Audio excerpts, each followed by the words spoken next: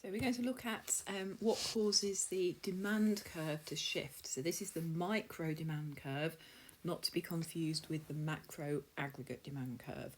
So when we talk about the demand curve, we're going to be talking about the demand curve for a particular product. So it might be the demand curve for bananas, demand curve for ice cream, etc. Right, so the first thing is that if the price of the product changes, then you're going to get a movement along the curve, right? So we're not going to get a shift. So if the price of the product changes, so let's suppose this is bananas, and if the price goes up from PE to P1, then you're going to move backwards along the demand curve, and that's known as a contraction, because what's happening is your quantity is falling. Okay, so your actual quantity is falling, so it's known as a contraction in demand.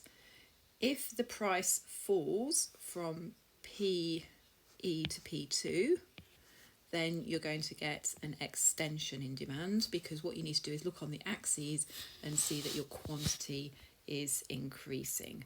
So if the price of the good changes, it's going to be an extension or a contraction in demand.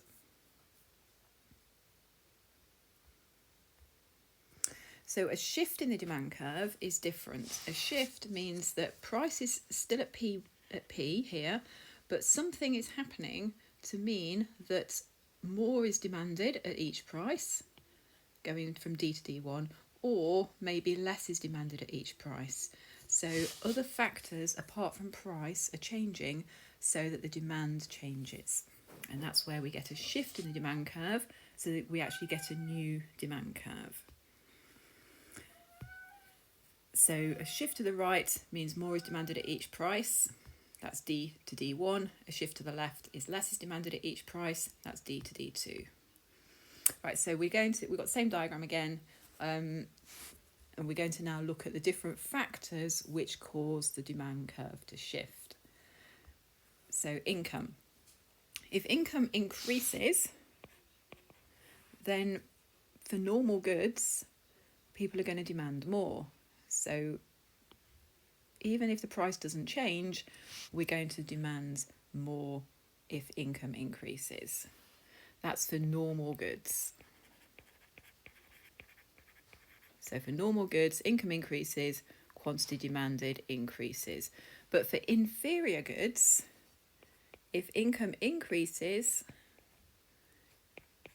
then your quantity demanded is actually going to fall, because you now have more money, so you can buy better things instead.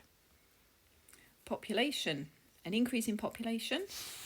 Well, if you've got a bigger population, you're going to find that the demand for goods is going to increase. So again, you're going to go from D to D1. But it's also important to think about the structure of the population, or the age structure. So you might not have a bigger population, but you might have an ageing population, in which case you're going to have increased demand for bungalows, sheltered accommodation, saga holidays, etc.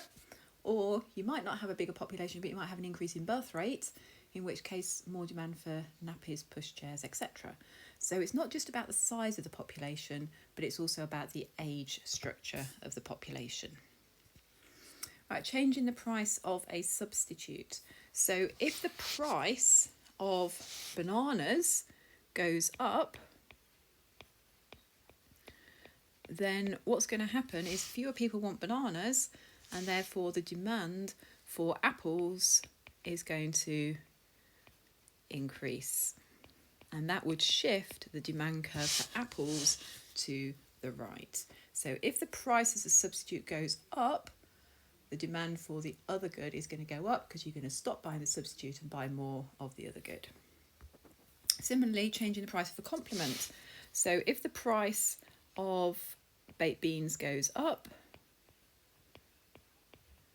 then what's going to happen is you're going to want less bread to go with the baked beans. So then you get a shift to the left of the demand curve for bread. The demand curve for baked beans doesn't change. You're just going to move along that demand curve, but you're going to get a reduction in the quantity demanded of bread. Changes in tastes and preferences. Well, this can be due to many things. One of the things could be advertising. So advertising makes people more aware of a product and increases the demand for it. Or it could be negative advertising, like dangers of smoking. Changes in tastes and preferences have happened a lot recently, in that we now want more hand gel, we want face masks. So the demand curve for these things has shifted quite a big way from D to D1. So you might have things going out of fashion, in which case the demand curve shifts from D to D2. Regulation, so that would be government regulation.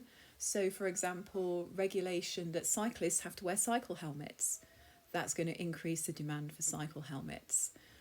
Regulation that people are not allowed to smoke indoors. So when they brought in the ban on smoking in pubs, what that did was that increased the demand for outside heating. And expectations about future prices. So if you are expecting the price of something to go up in the future, then what you may well do is cut your demand now. Sorry, no, if you expect the price to go up in the future, what you might do is buy more now. So you might stock up now, so that you've got less to buy in the future because you've got stock of it. So if you expect the price to go up in the future, then the demand curve would shift to the right now, so that then you've got a stockpile ready for when the prices have gone up in the future.